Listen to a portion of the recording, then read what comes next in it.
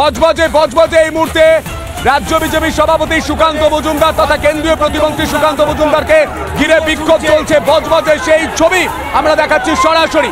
দেখো, সুকান্ত মজুমদার তিনি তার কর্মীর সাথে দেখা করে যখন বেরোচ্ছেন, তখন ফের তৃণমূলের কর্মী সমর্থক যারা জমায়েত করেছেন তারা তাকে লক্ষ্য করে কটূক্তি স্লোগানিং দিতে থাকে।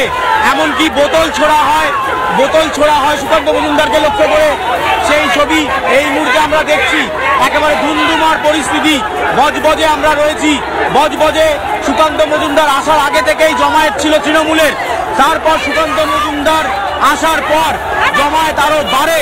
তারপর এই যে বোতল উঠছে, বোতল ছোড়া হচ্ছে, সেই ছবি আমরা দেখছি।